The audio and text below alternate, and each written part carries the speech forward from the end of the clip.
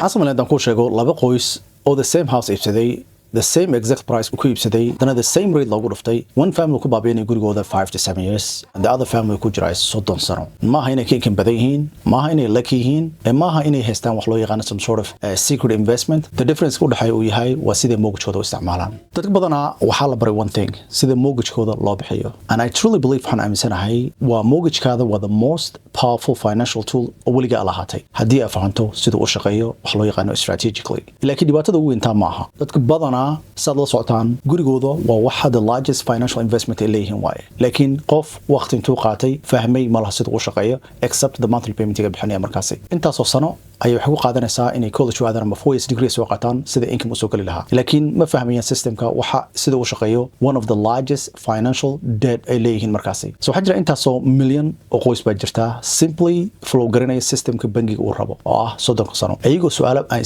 waxba isweydiinin inay tahay is there smarter way inay jirto so that's why exactly on sameeyna wax loo yaqaano the fast mortgage freedom framework saddex sano soo dhaafay waxaan develop gareynay wax loo yaqaano practical systems oo dadka homeowner-ka better system siinayo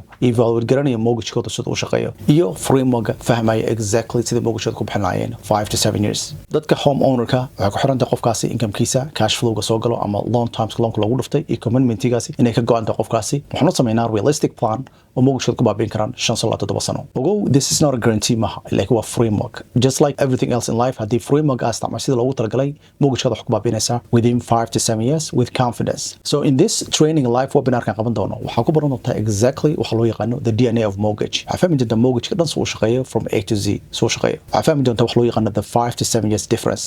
u dhaxayo some homeowners ee u samaysanayaan game plan ee mortgage-kooda ku baabiinayaan 5 to 7 years othersna ee u iska follow garanayaan systemka bangiga ugu talagalay theories ku jiraan halkaas waxaa ka baran doontaa wax number 3 wax loo yaqaano the fast mortgage freedom framework oo ah the framework dadkaas isticmaaleen ay ka mid yihiin nimco khaasim and others oo ah waxaan siinay wax loo yaqaano personalized plan aan siinay ee mortgage-kooda ku baabiinayaan 5 to 7 years then number 4 the home equity strategy waxaa arki doontaa dad homeowner adigoo kale ah oo mortgage-kooda isticmaalayo literally gurigooda equity-ga lacagta u sameeyay oo isticmaalaya mortgage-kooda inay ku baabiyaan 5 to 7 years waa arkaysaa number 5 the wealth builder mindset waxaa arkaysaa mindset-ka ama dadka si u fikiraan dadka successful homeowner-ka ah si u fikiraan fikrad ka duwan ayagoo isticmaalaya mortgage-kooda wax loo yaqaan inay ku sameeyaan inay ku dhistaan generation wealth haddii aad diyaar u tahay inaad barato dadkan adigoo kale ah si mortgage-kooda ku bixinayaan 5 to 7 years this webinar-ka adigu kugu saabsan yahay comment wax noogu soo qortaa webinar registration-ka markuu furmo waxaan ku soo dirnaa link-kaas waxaan ugu talagalnay only 100 people once spots ay buuxsamaan enrollment-iga waan close garanaynaa saas ku xirmaya waxaan kugu arki doonaa webinarkaasi insha Allah assalamu alaykum